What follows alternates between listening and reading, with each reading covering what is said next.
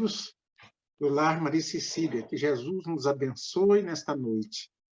Nós estamos reunidos novamente, de forma digital, mas que nos permite a transmitir a nossa palavra, a nossa mensagem da casa de Maria Cecília para todos nós. E é o Evangelho de Jesus, que é aquele que abre os nossos corações em todas as épocas, em todos os instantes.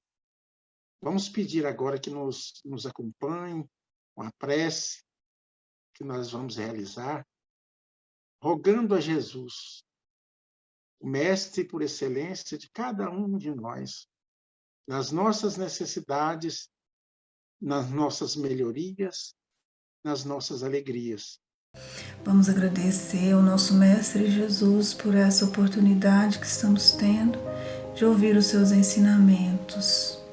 Que Ele, com seu amor infinito por todos nós, nos auxilie e que todos possam receber essa luz divina, trazendo a cura do corpo físico e do corpo espiritual. Que a nossa Mãe Maria Santíssima nos envolva a todos, trazendo a paz que necessitamos e o equilíbrio da nossa mente.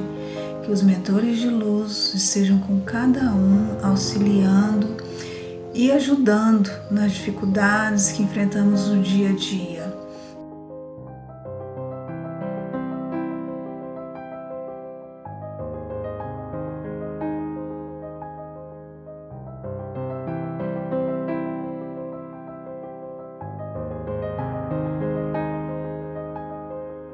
Amigos, prezados irmãos, nós temos conosco nesta noite o nosso companheiro Wagner, que é do Distrito Federal, é delegado de polícia e faz um trabalho muito importante de divulgação da doutrina e do Evangelho do Cristo.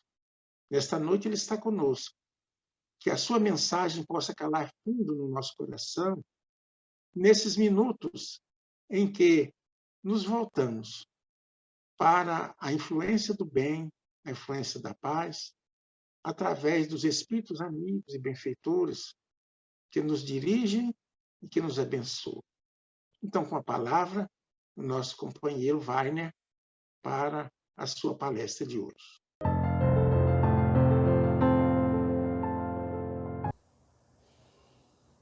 Prezados amigos, prezados amigas, boa noite. Boa noite a todos aqueles que estão participando deste estudo pelo Centro Espírita Lar Maria Cecília. Para mim é um prazer enorme estar aqui com vocês. Muito obrigado pela oportunidade, muito obrigado ao nosso querido amigo, seu Fábio, pelo convite. É uma satisfação enorme participar deste trabalho, desse estudo com vocês nessa noite de hoje. O tema pedido pelo nosso amigo Fábio, para que pudéssemos desenvolver, para que pudéssemos trabalhar nessa noite de hoje, é um tema muito importante que nos remonta a fazer certas ponderações à luz do Evangelho. Não separeis o que Deus juntou, capítulo 22, indissolubilidade do casamento. Quantos casamentos que estão sendo dissolvidos neste mundo de provas e expiações, quantas dores nós estamos plantando, quantas dores nós estamos colhendo neste mundo de provas e expiações, especialmente pelo desequilíbrio familiar, especialmente pelo desequilíbrio do casal, que fazem votos, que fazem promessas, e depois, com o tempo, diante de certas dificuldades, que não são tão difíceis de serem resolvidas, resolvem dissolver o casamento, resolvem dissolver uma família. Que Deus nos abençoe nessa noite de hoje, que Deus nos ilumine, nos dê sabedoria, que este estudo de hoje possa ser bálsamo ao nosso espírito, a fim de que nós possamos apreender os ensinamentos do Mestre, apreender os ensinamentos dos Espíritos e tentar construir um pouco mais em nosso interior, tentar agregar os valores morais e espirituais necessários a fim de que nós possamos evoluir um pouco mais na escala evolutiva. Certa vez, os fariseus vieram tentar o Cristo, perguntando ao mestre se era permitido a um homem devolver sua mulher por qualquer questão que fosse. Jesus respondeu as seguintes palavras: Não lestes que aquele que criou o homem desde o princípio os criou macho e fêmea, e que foi dito: Por essa razão o homem deixará seu pai e sua mãe e se ligará à sua mulher, e não farão mais os dois senão uma só carne? Assim eles não serão mais dois, mas uma só carne. Que o homem, pois, não separe o que Deus juntou. Mas por que, pois, disseram-lhe Moisés, ordenou que desse à sua mulher uma carta de separação e que fosse devolvida? Jesus lhes respondeu: Foi por causa da dureza dos vossos corações que Moisés vos permitiu devolver vossas mulheres, mas isso não era desde o princípio. Também vos declaro que quem devolve sua mulher, se não for em caso de adultério, e esposa uma outra, comete adultério. E que aquele que esposa a que um outro devolveu, comete também um adultério. Mateus capítulo 19, versículo 3 a 9. Não separeis o que Deus juntou. Jesus é perguntado se era permitido devolver a sua esposa, dar carta de separação. Ora, meus amigos, é preciso adentrarmos a concepção a que Jesus queria nos dizer, a que Jesus queria nos mostrar. Tudo que vem do coração, tudo que vem da pureza dos nossos corações, vem de Deus. Portanto, se uma união é concebida verdadeiramente sob as bases do amor, sob as bases da sinceridade, sem o interesse, sem egoísmo, sem orgulho, certamente isso vem de Deus. Obviamente, não haverá necessidade de separação, porque aqueles dois seres estão unidos em amor, por sinceridade, por respeito, por admiração recíproca, por admiração mútua. Portanto, Jesus é categórico em afirmar que no começo não era assim. Por que Jesus respondeu isso? Porque na época em que fomos criados simples e ignorantes, em que o homem não era imbuído de orgulho, de egoísmo, de vaidade, de interesses vis, haveria uniões naquela época. As uniões daquela época eram puras, eram sinceras, eram uniões baseadas no amor. Não tinham egoísmo e orgulho, a vaidade, conspurcando aquele sentimento de união. Portanto, neste mundo de provas e expiações, em que todos nós temos as nossas falhas, os nossos erros, as nossas imperfeições morais, muitas das uniões são frutos de orgulho, de egoísmo, de vaidade, de interesse. Então, às vezes, o homem ou a mulher constroem um casamento baseado nesses alicerces. Obviamente, e infelizmente, essa união poderá ser cessada, poderá ser dissolvida, porque não fora construído e edificado este casamento nas bases do amor sincero, nas bases da admiração sincera, da admiração recíproca.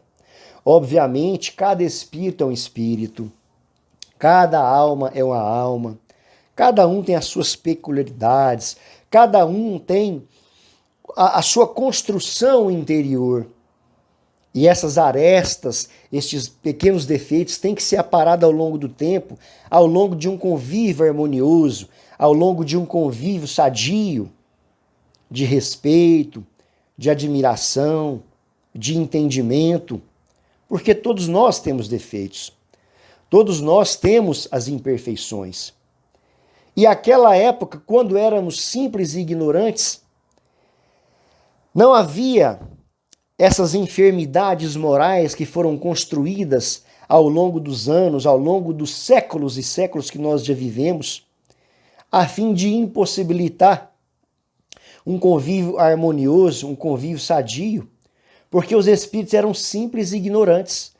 A partir do momento em que nós evoluímos, que nós vamos desenvolvendo as potencialidades da alma, o espírito que partiu para o caminho da porta larga, como todos nós que estamos aqui partimos, que já erramos, que já construímos desentendimentos, que já machucamos o outro. Todos nós temos as enfermidades morais a fim de repará-las, a fim de repará-las com o outro. Portanto, não raras vezes, e em sua maioria esmagadora das uniões, são casamentos provacionais. Martins Peralva, no livro Estudando a Mediunidade, nos mostra os variados tipos de casamento. Tem os casamentos acidentais, são aquelas almas primárias que não tinha a visão, não tinha a projeção de se unir com aquele outro espírito, mas por estar muito ainda apegado à matéria, por estar muito ainda apegado a condições inferiores espiritualmente falando, eles acidentalmente se unem. Não tinham a projeção, não tinham uma prospecção de união. Então, esses espíritos se unem, os casamentos, formando os casamentos acidentais. Obviamente, e infelizmente, os frutos deste casamento não serão frutos bons, não serão frutos que trarão alegria para a família, alegria para o lar. Geralmente, em sua maioria, trarão frutos de desamor, de desarmonia, de desunião, filhos desajustados, famílias desajustadas. Temos os casamentos provacionais, que são espíritos que se gostam, que até têm um apreço um pelo outro, mas são muito ainda inferiorizados, atrasados, com vários defeitos, e mesmo eles se gostando, a dificuldade de convivência é grande, a dificuldade de entendimento, de compreensão é muito grande. São a maioria das uniões aqui na Terra, porque nós somos espíritos endividados, somos espíritos que agredimos as leis de Deus, que machucamos. Provavelmente, todos aqueles que desenvolvem, que passam por este casamento, vão ter muitas dores, muito sofrimento.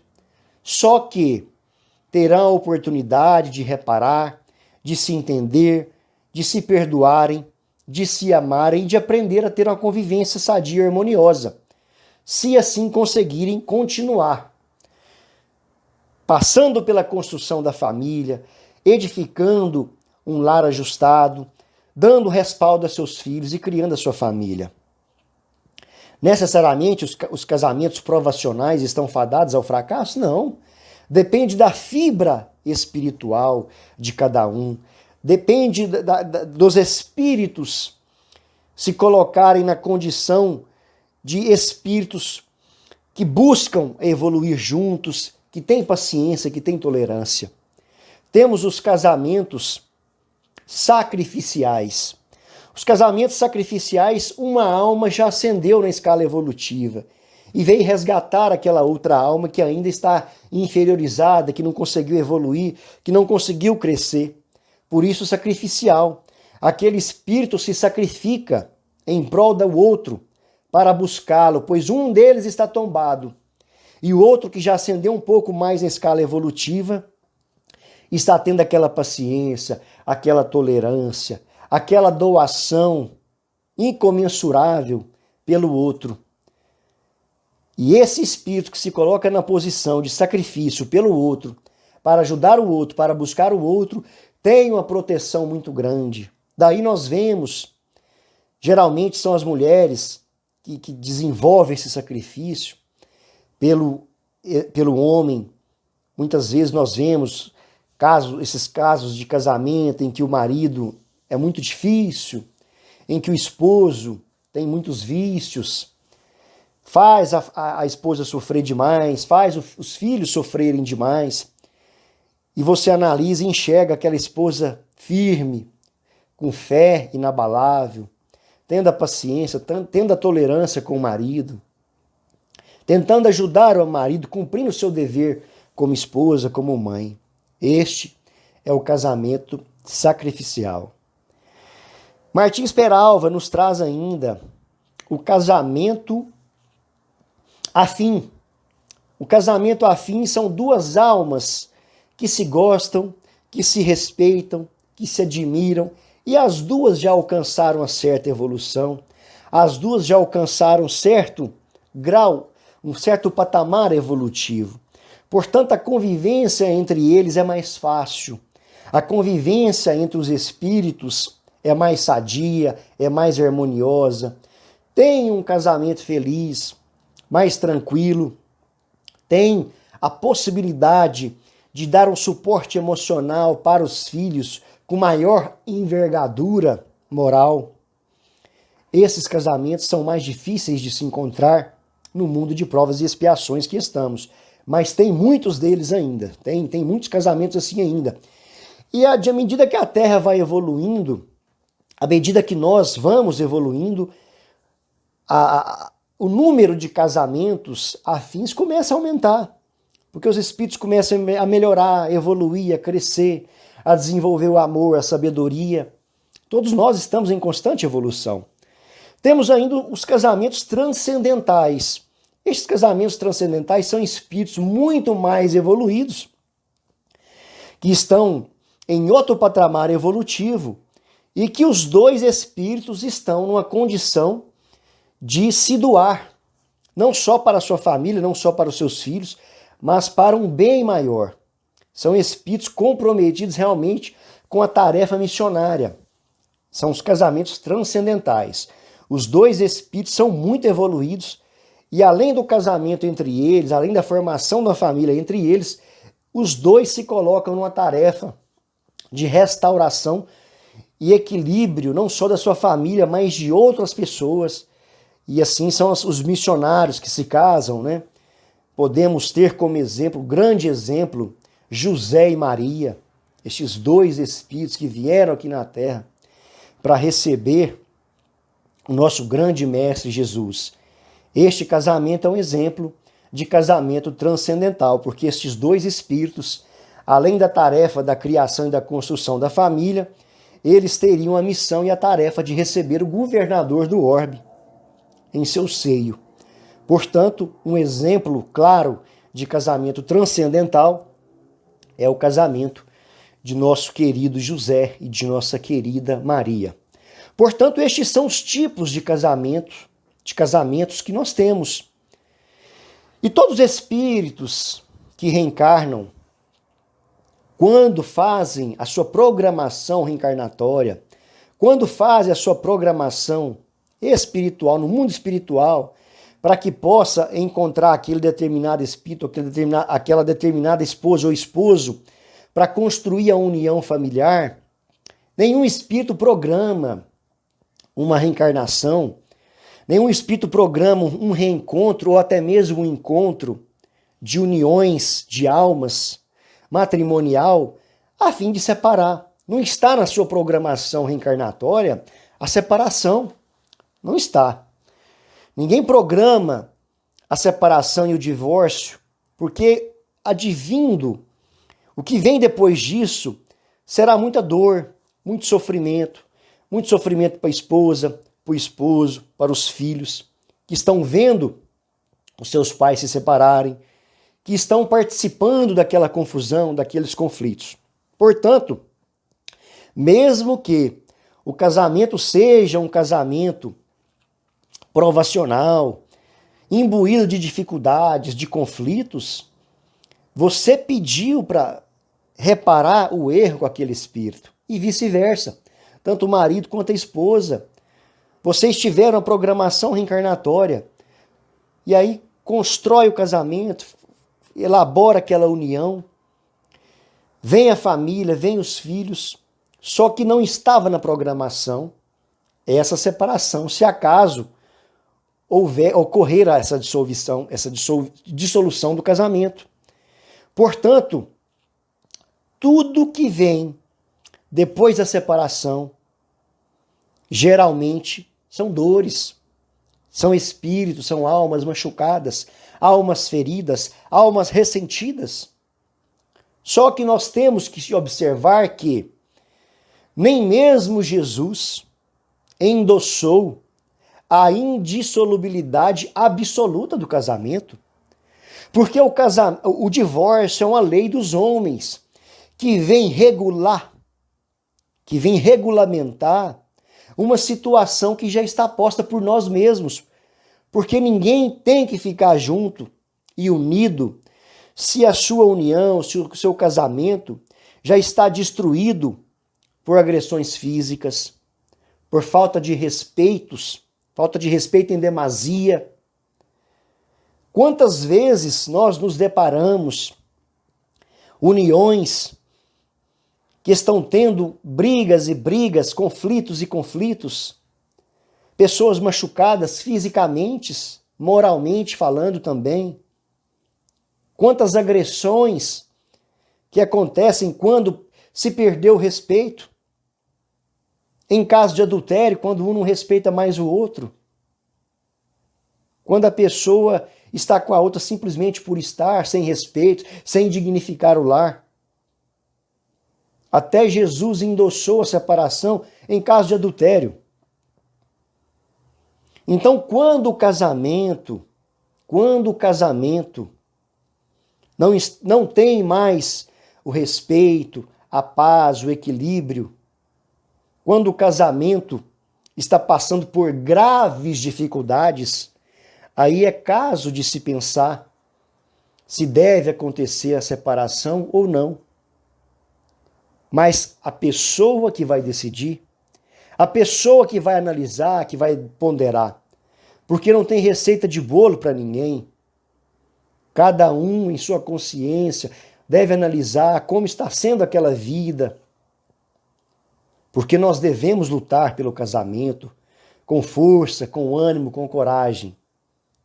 O que nós assistimos por aí é a separação pelos mais fúteis problemas. É a separação pelas menores coisas. Eu não dou certo com ele, assim, porque eu penso assim, ela pensa assim, pronto, e separa e acabou. E aí a pessoa entra num ciclo vicioso, quando a sua está com 5, 6, 7 casamentos, entendeu? Então nós temos que ponderar e analisar. As situações de separações são situações graves. São situações que está impossibilitado já a convivência. A convivência está impossibilitada, não é mais possível conviver com o seu parceiro. Quantas situações de agressões físicas e domésticas que nós assistimos na delegacia, que nós temos que resolver. Às vezes temos até que levar ao cárcere o marido agressor, que espanca a mulher, que espanca os filhos, que está tomado pelo vício, pelo álcool, pelas drogas, que não respeita mais a esposa. Então são situações peculiares que somente no caso concreto, aquela pessoa com muita humildade, com muita oração, com muita reflexão, deverá tomar a sua própria decisão. Mas eu ressalto, repetindo as palavras de Emmanuel, para que possa tomar a decisão se vai separar ou não, olhe para si e pergunte: eu já fiz tudo o que eu podia fazer por aquela pessoa? Eu já fiz tudo o que estava ao meu alcance por aquela pessoa? Se você responder essa pergunta de forma sincera, nós veremos que podemos fazer um pouco mais. Podemos fazer um pouco mais, termos um pouco mais de paciência, um pouco mais de tolerância. Mas somente a pessoa será responsável por sua própria decisão. Porque ninguém pode querer impor, ninguém pode querer aconselhar de forma descabida o que o outro deve fazer ou não. Porque o espírito tem o seu processo reencarnatório. O espírito sabe no seu inconsciente o que ele deve fazer ou não. Obviamente, nós temos que nos aconselhar com os nossos entes queridos, refletir, ponderar, mas a decisão é peculiar de cada um. Devemos amar, devemos respeitar, devemos ter um pouco mais de paciência, um pouco mais de tolerância. Porque se nós nos separarmos por qualquer problema, infelizmente, com os desajustes realizados em você, no seu irmão, seja seu esposo, seja sua esposa, nos seus filhos, certamente haverá necessidade de retorno para reajustamento posterior. Então, busquemos a paciência, busquemos a tolerância para levar as dificuldades com amor, com fé, com tolerância, a fim de crescermos e a fim de conseguirmos evoluir, a fim de conseguirmos reajustar e aparar as arestas que nós tínhamos com aquele espírito que nós mesmos pedimos para nos consorciarmos. São situações delicadas, são situações ímpares que cada um vive, que cada um passa. Não existe uma receita certa para cada um. Tanto é que os espíritos, interpretando as palavras de Jesus, não deu uma resposta peremptória para o que nós deveríamos fazer ou não. Porque nós temos que analisar o caso concreto. Eles nos recomendam, sim, ter a paciência, ter a tolerância, ter a humildade, ter o respeito. E Emmanuel, interpretando o Divino Mestre, nos recomenda a seguinte pergunta: nós já fizemos pelo outro, tudo que estava ao nosso alcance? Será que nós não conseguimos caminharmos um pouco mais? E, obviamente, eu faço um parênteses. É claro que há situações extremamente graves que não tem possibilidade de se tentar nada.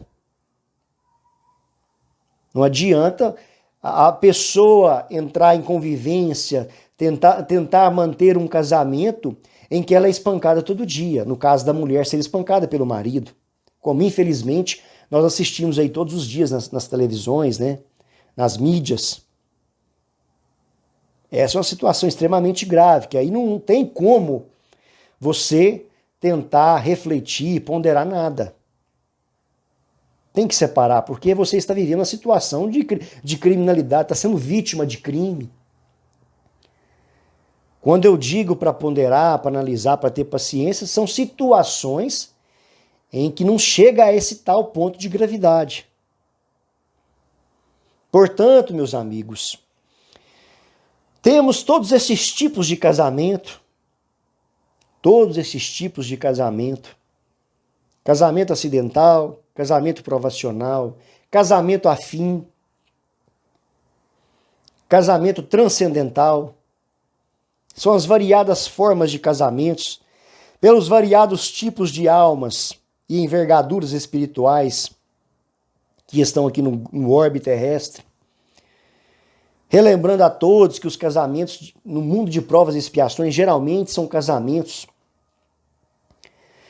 provacionais, mas que tem também os casamentos afins, em que as almas se amam, se gostam, se respeitam, se admiram E nós devemos nos esforçar para termos este casamento.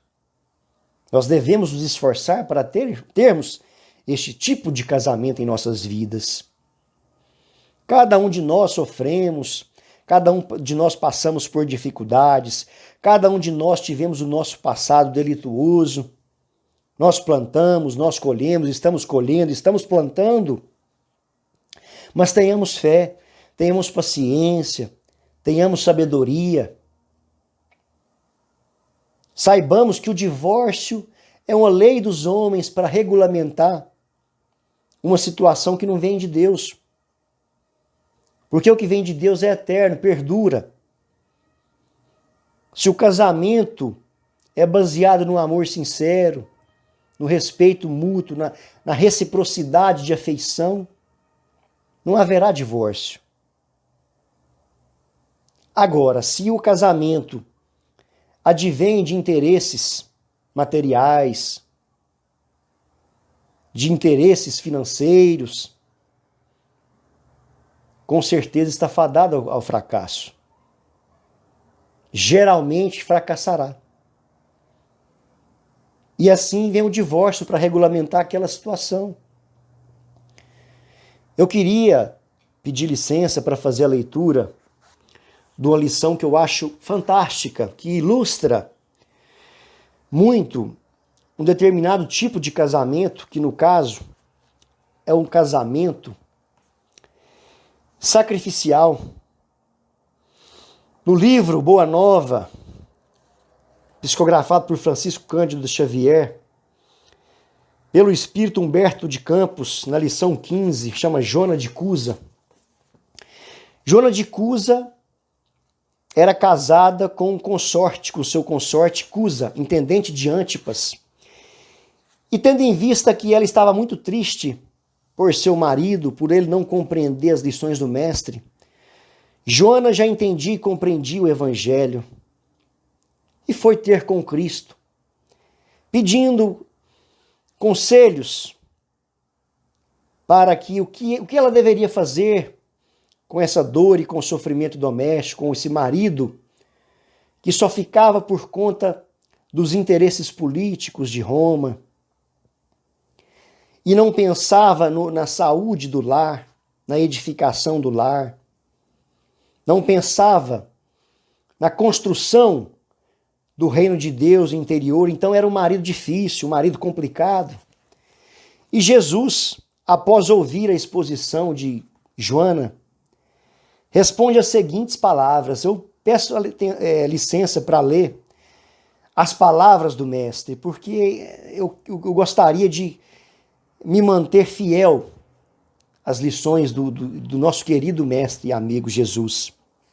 Joana, só há um Deus, que é o nosso Pai, e só existe uma fé para as nossas relações com o seu amor. Certas manifestações religiosas no mundo muitas vezes não passam de vícios populares nos hábitos exteriores. Todos os templos da terra são de pedra. Eu venho, em nome de Deus, abrir o templo da fé viva no coração dos homens. Entre o sincero discípulo do Evangelho e os erros milenários do mundo, começa a travar-se o combate sem sangue da redenção espiritual. Agradece ao Pai o haver te julgado digna do bom trabalho desde agora. Teu esposo não te compreende a alma sensível? Um dia te compreenderá. É leviano e indiferente? Ama-o mesmo assim. Não te acharias ligada a ele se não houvesse para isso razão justa. Olha o que Jesus fala. Não te acharias ligada a ele se não houvesse para isso razão justa. Todo casamento tem um fundamento, tem uma razão justa por trás. Salvo a exceção dos casamentos que muitas vezes são acidentais. Servindo-o com amorosa dedicação, estarás cumprindo a vontade de Deus. Fala-me de teus receios e de tuas dúvidas. Deves, pelo Evangelho, amá-lo ainda mais. Os sãos não precisam de médico. Além disso, não poderemos colher uvas dos abrolhos, mas podemos amanhar o solo que produziu cardos envenenados, a fim de cultivarmos nele mesmo a videira maravilhosa do amor e da vida. Quem sentirá mais dificuldade em estender as mãos fraternas? Será o que atingiu as margens seguras do conhecimento com o Pai? Ou aquele que ainda se debate entre as ondas da ignorância, ou da desolação, da inconstância ou da indolência do espírito? Quanto à imposição das ideias, continuou Jesus, acentuando a importância de suas palavras. Por que motivo Deus não impõe a sua verdade e o seu amor aos tiranos da terra? Por que não fulmina com um raio o conquistador desalmado que espalha a miséria e a destruição com as forças sinistras da guerra? A sabedoria celeste não extermina as paixões, transforma-as. Aquele que semeou o mundo de cadáveres desperta às vezes para Deus apenas com uma lágrima. O Pai não impõe a reforma a seus filhos. Esclarece-os no momento oportuno. Joana, o apóstolo do Evangelho, é o de colaboração com o céu, nos grandes princípios da redenção. Seja fiel a Deus, amando o teu companheiro do mundo como se fora teu filho. Não percas tempo em discutir o que não seja razoável. Deus não trava contendas com as suas criaturas e trabalha em silêncio por toda a criação. Vai, esforça-te também no silêncio, e quando convocado ao esclarecimento, fala o verbo doce ou enérgico da salvação, segundo as circunstâncias. Volta ao lar e ama o teu companheiro como material divino que o céu colocou em tuas mãos para que talhes uma obra de vida, sabedoria e amor. Joana experimentava um grande alívio em seu coração. Como não, né, meus amigos? Escutar essas palavras do governador do orbe. Eu finalizo aqui com essas lições de Jesus, com essas lições do nosso guia e modelo, agradecendo a todos a oportunidade, pedindo a Deus que possa nos dar sabedoria, discernimento, paciência, tolerância e humildade. Porque até mesmo aquele casamento acidental, os espíritos que se mantiverem firmes nos ideais do casamento, granjearão a empatia espiritual daqueles irmãos que nos assistem, que nos acompanham, nos possibilitarão evoluir, nos possibilitarão crescer. Todos os casamentos são frutos, são oportunidades para que nós possamos evoluir, para que nós possamos crescer na paciência, na humildade, na tolerância e no amor ao próximo. Todos eles serão instrumentos de crescimento nosso. Muito obrigado a todos, que Deus nos abençoe, que Deus nos ampare. Obrigado a todos desta casa, um grande abraço a todos os colaboradores dessa casa, ao nosso querido amigo Fábio e a todos aqueles que estão nos assistindo. Fiquem com Deus e um grande abraço. Prezados amigos, prezados irmãos, agradecidos pela presença de todos aqui nesta reunião virtual. Que a paz de Deus possa nos envolver. Que possamos estar cada vez mais ligados a esta bondade de Deus e de Jesus na nossa vida. Ele é o caminho, a verdade e a vida. Precisamos desse caminho novo, da verdade que nos transforma, e a vida que é eterna, e que viveremos sempre com suas bênçãos. Muito obrigado a todos. Que as águas que aí estão possam ser abençoadas pelo remédio divino e que todos possam ser beneficiados. Que Jesus nos abençoe. Pai de infinita bondade, espíritos benevolentes, amigos da luz, que se faça presente nesse instante o laboratório divino de luz, derramando sobre essas águas o remédio necessário para cada um de nós.